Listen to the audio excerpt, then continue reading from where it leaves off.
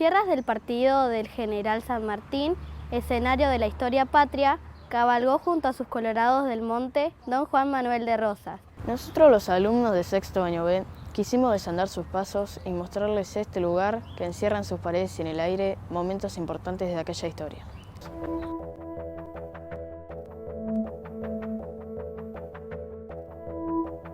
Había nacido el 30 de marzo de 1793, en Buenos Aires, hijo de León Ortiz de Rosas y Agustina López de Osornio.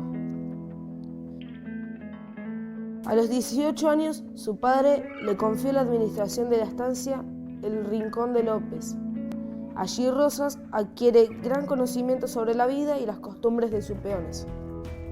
¿Quién fue el héroe del desierto, el gran americano, el restaurador de leyes?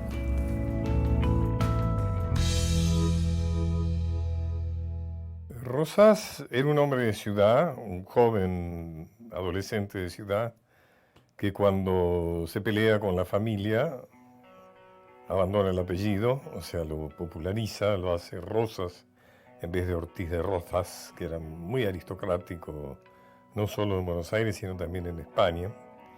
Renuncia a la herencia y se va con sus primos, Ancho Lena, que lo ponen a administrar sus estancias. Algunas de sus estancias, digamos las más peligrosas, las que están en la frontera con el Indio. Y ahí se hace un hombre de campo, ahí se hace un hombre que tiene una gran destreza en montar, que tiene mucha fuerza, que se hace amigo de los indios, de los marginados, porque en la frontera iban los condenados por la justicia. Se hizo un hombre enemigo de la oligarquía porteña, la obligó a exiliarse, no la mató, digamos, para quienes se empeñan en mostrar a un Rosas muy cruel, sino que para toda la oligarquía unitaria, porteña, contrabandista. Encarnación Ezcurra fue la esposa, contrajeron matrimonio en el año 1813 y tuvieron un matrimonio hasta de 25 años. Fue una esposa fiel, muy apegada a Juan Manuel. Y bueno, en el momento en que él estaba organizando y desarrollando su campaña al sur, ella movilizó a los federales para instalar a Rosas en el poder, años después, ¿no? Encarnación fue su fiel compañera en los asuntos políticos en los que su marido estaba embanderado. Fue madre de 3 hijos, 2 mujeres y un varón.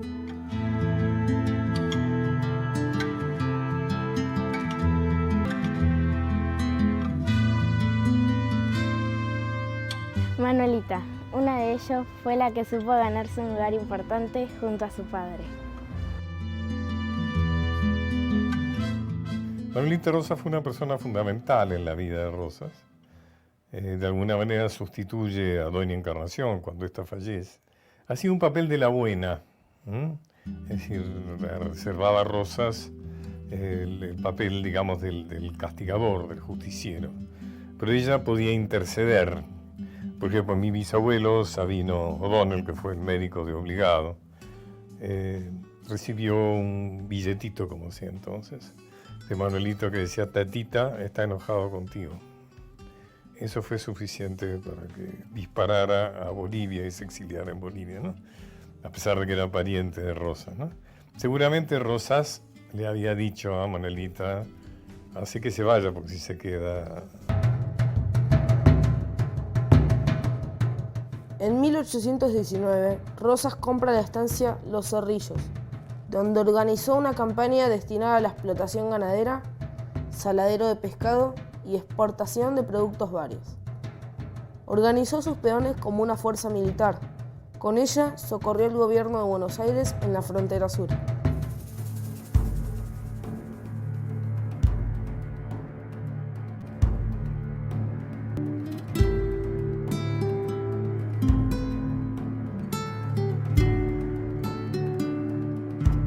A este grupo militar, organizado por Rosas, se los llamó los Colorados del Monte.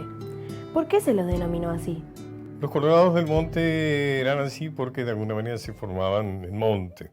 Eran los hombres de Rosas, eran los hombres, así como los de Güemes también tenían un uniforme. Los Colorados del Monte eran un poncho rojo punzón y, ya digo, personas de un gran predicamento y de una gran importancia, muy corajudos, con una muy buena estrategia de combate.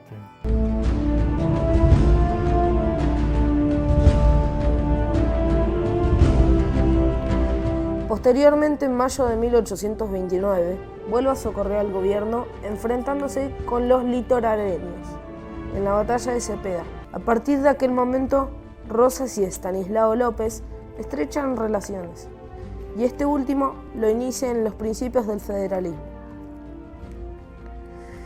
En 1829, la legislatura lo elige gobernador de Buenos Aires, otorgándole facultades extraordinarias y el título de restaurador de leyes, cargo que ocupa hasta el año 1832. Con 42 años es nuevamente electo gobernador de Buenos Aires, esta vez con la suma del poder público. Dada la situación crítica que se vivía en Buenos Aires durante su segundo gobierno, Rosas había observado que las tierras que ocupa nuestro partido era el lugar ideal para establecer su comandancia y desde aquí realizar las maniobras necesarias para enfrentar a sus enemigos. Estableció la comandancia del ejército y también en los alrededores estaba toda la infraestructura de lo que era el ejército en cuanto al mantenimiento. Había herrerías, había talabartería. La casa ubicada en Diego Pombo, 3324 San Andrés, partido del General San Martín, encierra secretos muy importantes para toda la historia argentina desde el año 1840. La casa fue construida en 1840 por don Juan Manuel de Rosas. La dejó en 1852 con motivo de la batalla de Caseros, después se instaló la escuela acá, de Diego Pombo, hasta que la compra en 1910 don Francisco Comastri. Y la mantiene la familia hasta que es expropiada por la municipalidad en 1993. Tiene un primer objetivo que es recuperar su valor histórico, un valor histórico que está asociado a la historia de nuestro país y a la historia de nuestra ciudad. Este es un sitio histórico, nacional, entonces un poco lo que atrae es primero conocer un poco la historia, porque muchos piensan que también acá vivió Rosas, pero uno le explica que no, que esto fue la comandancia, y bueno, y la gente eso es lo que quiere conocer, justamente sus construcciones, sus historias.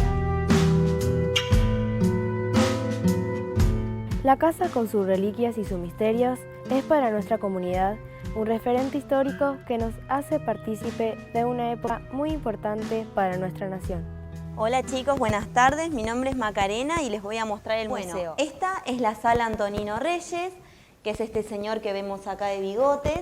Él es en homenaje a él, que fue el edecán y el segundo comandante de este lugar. Ese nombre es el del edecán de Rosas, era digamos, su segundo, el hombre que le coordinaba y que administraba toda esta zona, que era inmensamente más grande que este lugarcito donde estamos nosotros, ¿no? Que abarcaba gran parte del territorio de San Martín, que llegaba hasta 3 de febrero.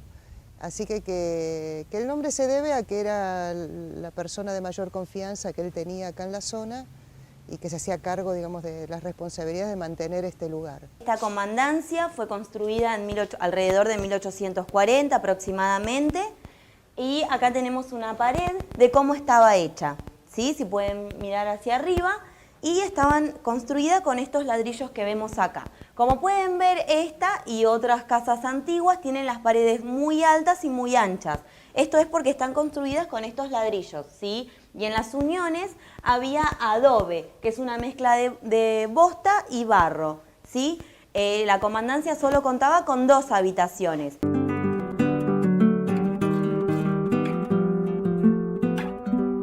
¿Cuáles fueron los orígenes del cuartel donde el restaurador de leyes planificaba sus estrategias?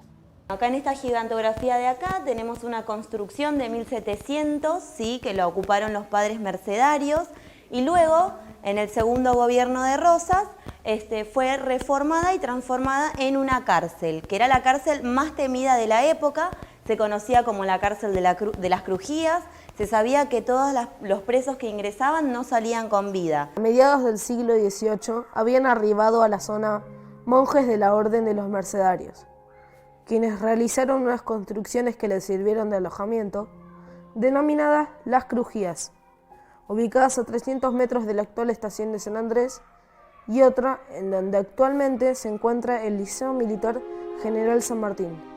Estas eran las más importantes. Según los historiadores, un túnel unía ambos edificios. Es así como durante el segundo gobierno de Rosas, estas tierras comenzaron a transformarse en una pequeña ciudad industrial. El nuevo campamento fue el más importante centro militar de la Confederación Argentina. En el mismo se realizaban el reclutamiento y la instrucción de las milicias. Ocupaba aproximadamente 10 cuadras por 12 y era de forma irregular. Sus límites estaban entre las calles actuales, Avenida Presidente Perón, la Ruta Nacional 8, la calle Leandro N. Alem, incluyendo el Liceo Militar y las vías del ferrocarril. En aquel momento, primero, los padres a todo el lugar de San Andrés le habían puesto el nombre de los Santos Lugares de Jerusalén. Luego, cuando Rosas toma esta construcción, este lugar se llamaba los Santos Lugares de Rosas. Tenemos la divisa Punzó, que en aquel momento Rosas había hecho una ley que decía que todas las personas que trabajaban para él, eran federales, tenían que utilizarlo, ¿sí? Se lo tenían que poner acá.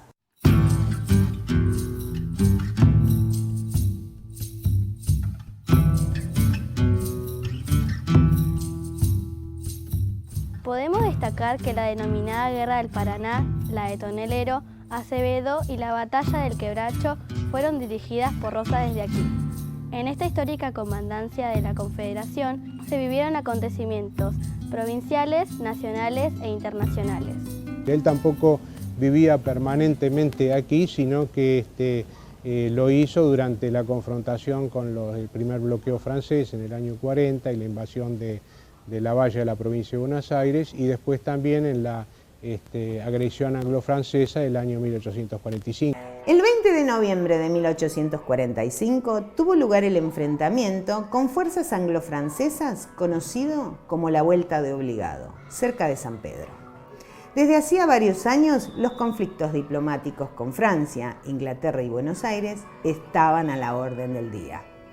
El primer gran conflicto contra Francia ocurrió en 1838, cuando una escuadra francesa llegó a bloquear el puerto de Buenos Aires y todo el litoral del Río de la Plata. Y en octubre de ese año ocupó la isla Martín García.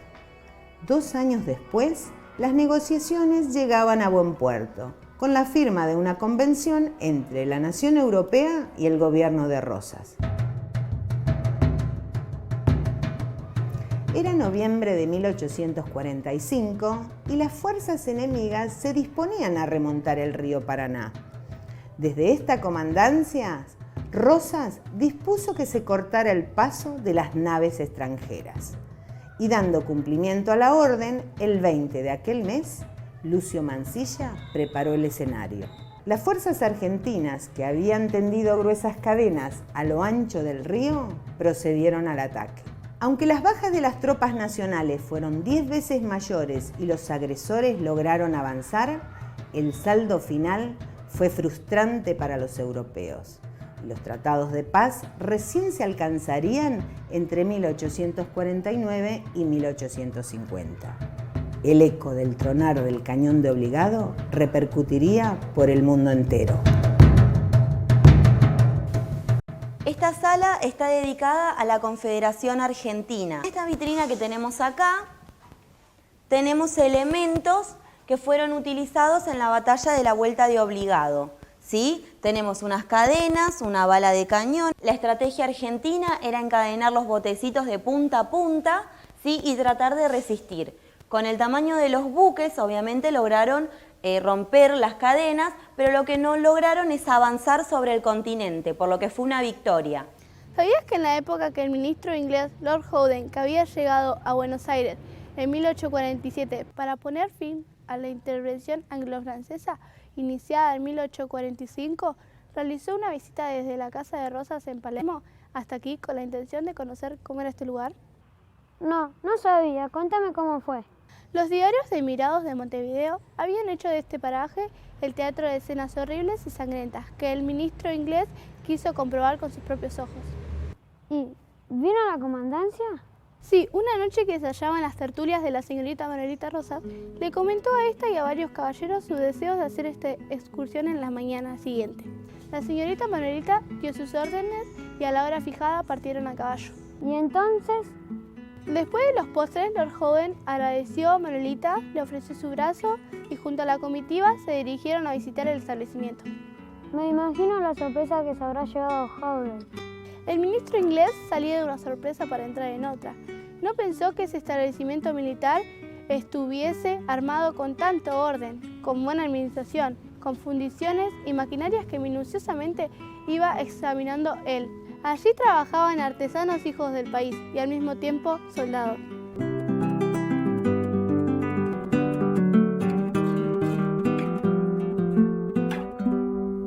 González Polero fue el fundador del Instituto de Estudios Históricos Juan Manuel de Rosas de acá de San Martín y además fue una persona muy importante para este museo porque es el que consiguió que el municipio comprara la casa en el año 1993 y la revalorizaron, ¿no?, como patrimonio de todos los vecinos de San Martín para que después se convirtiera en el museo y fuera declarado sitio histórico también. El museo se inauguró ese mismo año. Después, lógicamente, se fue enriqueciendo con una cantidad de nuevos elementos, inclusive elementos que se convenian con otros museos para que estén expuestos acá y van y vienen, pero a partir del 93 está funcionando plenamente. Tenemos una representación de lo que fue la historia de amor de la época. La tenemos a Camila y a Ladislao. Bueno, Camila era una chica de alta sociedad, era amiga de la hija de Rosas, de Manuelita, y Ladislao era un cura de la iglesia donde ella asistía, ¿sí? Bueno, ellos se enamoraron, en ese momento esto no estaba permitido, entonces decidieron fugarse y trabajaron como maestros rurales en distintas provincias de Argentina. Esto fue un gran escándalo que impactó en las costumbres severas de Buenos Aires de aquel entonces. Los enemigos de Rosas utilizaron el hecho deformándolo en sus principios y lo hicieron notorio. Toda la opinión pública de Buenos Aires se inclinaba por la pena máxima. El mismo padre de Camila se apersonó al gobernador solicitando un castigo ejemplar. Camila y Ladislao fueron apresados en Corrientes y llevados a las crujías de los santos lugares donde permanecieron detenidos. Este hecho llegó a oídos de Manuelita Rosas por medio de Antonino Reyes, quien le pide que interceda ante su padre para evitar el triste final. Debo salvar a Camila, pero ¿cómo? Le he suplicado a Tatita. Le he explicado que a veces el amor no acepta las razones impuestas por los hombres. A veces es más fuerte el deseo de estar juntos, de compartir la vida, los sueños. Pero tiene un corazón duro, Tatita. Si yo misma estoy confinada a una soltería indeseable, a la espera de poder formalizar un noviazgo del que todos conocen pero callan.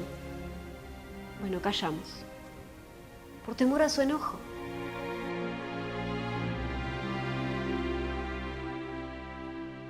Ese es un drama que lo persiguió a Rosas, tal es así, hasta el fin de sus días. Hay una carta que le escribe a su yerno, que le ha preguntado sobre este tema, el tema del fusilamiento de Camila y Ladislao,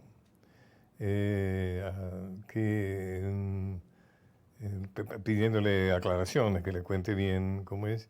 Y Rosas le transmite que realmente es algo que lo volvería a hacer, pero que es algo que lo perturba.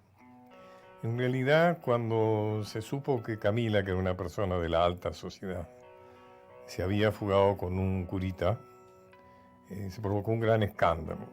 Y la oposición aprovechó para decir que era un ejemplo de la pérdida de moral que había en la sociedad rosista, etc. Y la iglesia también se encocoró, digamos. Y los juristas, o sea, Rosas consulta a los juristas, entre ellos a Vélez Sarfi, que era un hombre de asistencia casi diaria, Palermo luego se dará vuelta. y también los juristas opinan que tiene que pagar con la pena capital.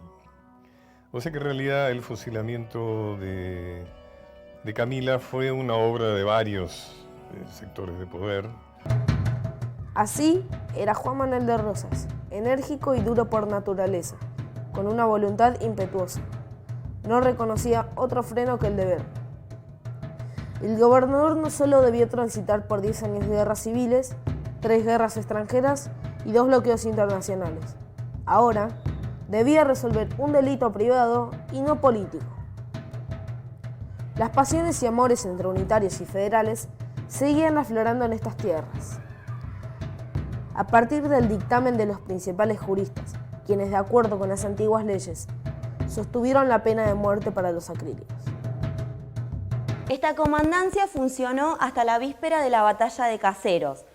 Luego quedó desocupada y posteriormente la ocupó un maestro, el maestro Diego Pombo, que instaló la escuela de varones. En 1851, Urquiza, que hasta ese momento formaba parte de la Confederación, se levanta contra esta, aliándose al imperio brasileño para enfrentar a Rosas. La traición de Urquiza le aseguraba a Rosas un enemigo tan terrible que desembocaría en la derrota de Caseros.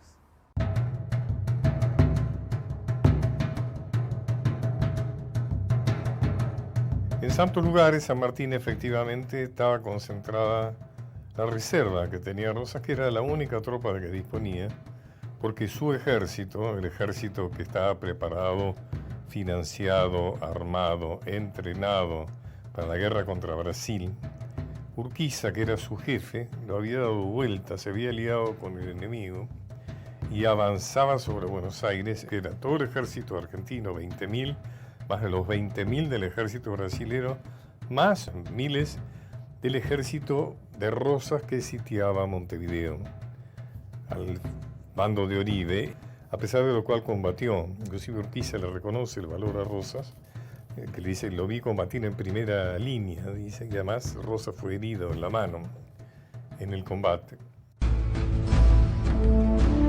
Había llegado el momento en que alguien a su medida enfrentaría al dictador. El choque se produjo el 3 de febrero en las inmediaciones del Palomar de Caseros. La batalla duró algunas horas.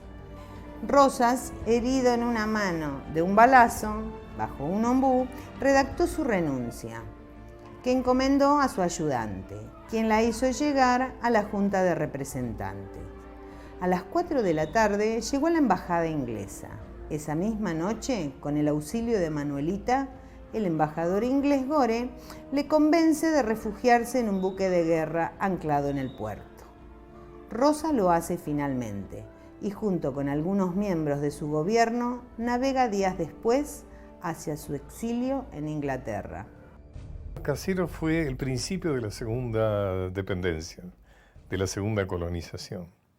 Así como San Martín había felicitado a Rosas cuando se opuso a Inglaterra y a Francia en la guerra del Paraná, el combate de la vuelta obligado, y le dice, ha librado usted la segunda guerra de la independencia, o sea, porque de alguna manera había conseguido que la Argentina no cayera en manos de Inglaterra, sobre todo.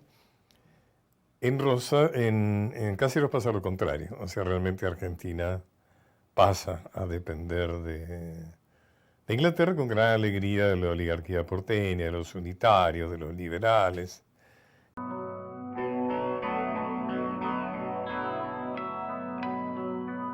Se dice que debajo de todos los lugares de San Andrés había como una especie de túneles que no se sabía ni a dónde iban ni de dónde venían. Y lo que quedó en esta comandancia, lo que después fue la escuela, es un pequeño sótano.